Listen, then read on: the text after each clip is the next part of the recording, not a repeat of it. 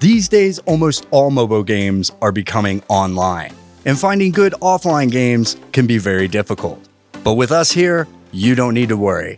Hi everyone, this is James, and today I'm back with the 10 best offline games of the month for you to enjoy. So without further ado, let's get started.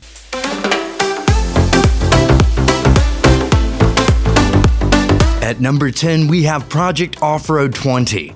This is an offline, off-road, open-world adventure game with realistic physics. The game offers short events through the worst driving conditions with a variety of natural obstacles like swamps, rocks, broken bridges, and sand.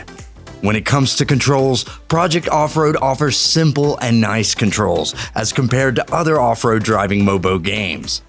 As for the visual perspective, the game looks fantastic and has stunning graphics. Also, the game offers plenty of heavy off-road cars with specialized tuning. Specifically, players can change the mechanical function of the car and customize it as they like. However, every change affects the physics of the car. Next, at number 9, we have Pocket Build. This is an open-world game developed by Moonbear. The game's approach to world-making is unusual, in that there are no goals or enemies and your time and efforts are freed up for aesthetic concerns of the mellow process of terraforming and building towns, villages, and parks, all populated by humans and goblins. In short, it doesn't cost anything at all. Everything is free in Pocket Build, and the sole reason for building in the game is to watch your town grow and become full of life, which does give a certain satisfaction. There is also a day and night cycle, which looks beautiful. On to number 8, where we have Call of Mini Zombies. This is an offline zombie survival game in which, you guessed it, the player has to kill zombies in the city. The game focuses on level mechanics. If the level is completed, then another level unlocks with a different area. Call of Mini Zombies offers plenty of guns and heavy weapons like chainsaws, assault rifles, rocket launchers, and more. As the player levels up, more and more dangerous zombies with special powers are unlocked. From a visual perspective, the game looks quite good, and the characters look similar to Roblox game characters. Moving on to number 7, it's Boris and the Dark Survival. This is a top-down survival horror game where you play the role of Boris the Wolf, the cartoon companion of Mandy, as you hunt through an abandoned cartoon studio for the supplies Boris needs to keep going. But beware, you are not alone. The monstrous ink demon stalks you at every turn, and you must beware of the sound of his beating heart as he creeps up from behind and catches you in his dripping gaze. In short, you have to solve mysteries, collect supplies, and complete the mission before the ink demon catches you. If I talk about the graphics and the control, then both are awesome. I think you should all try this game at least once, especially if you love horror games. Up to number 6, it's Hyper Smash. This is a hyper-casual arcade game where your aim is to keep rebounding the ball in order to stay alive, while smashing as many targets as you can with the ball in an attempt to score massive points.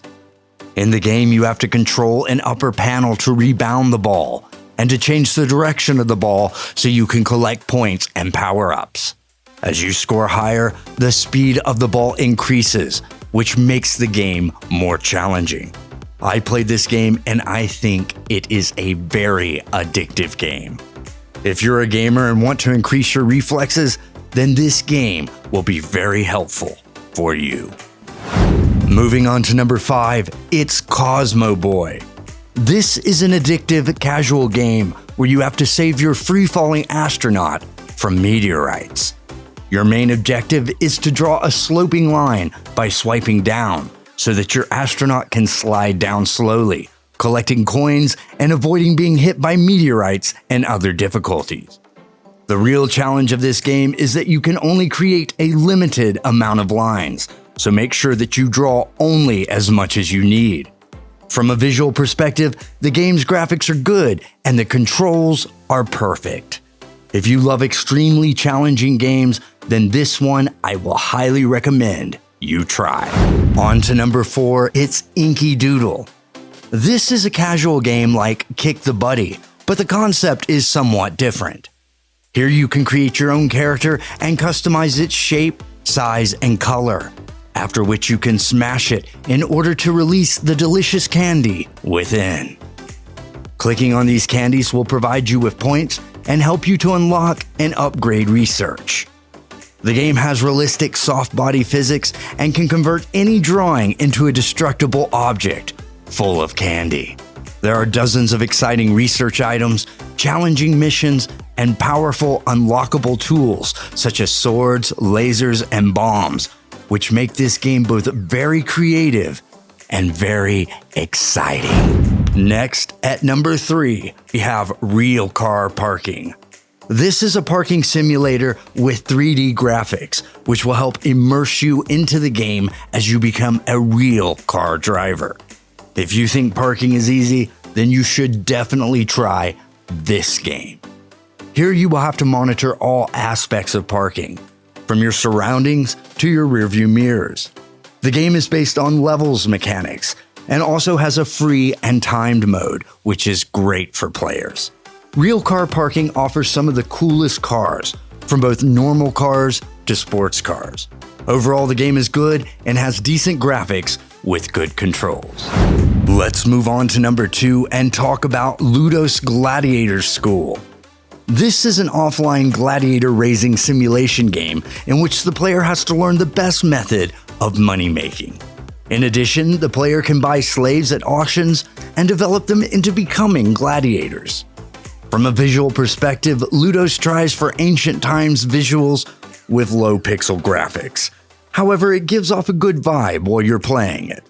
In summation, the game is decent and has a nice game mechanism, but still needs improvement in the visuals department.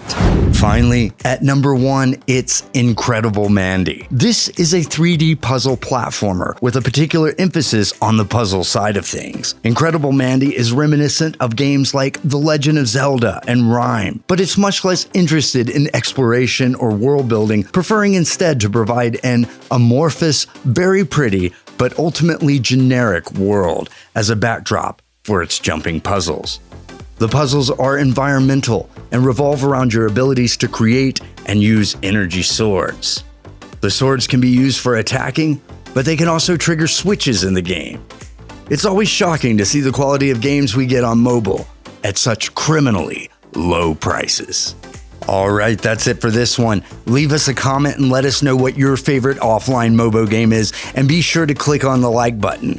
Also, if you're new here, don't forget to subscribe and hit the notification bell because we put out videos every single week and you wouldn't want to miss a single one. Thanks for watching, and we'll see all you guys next time.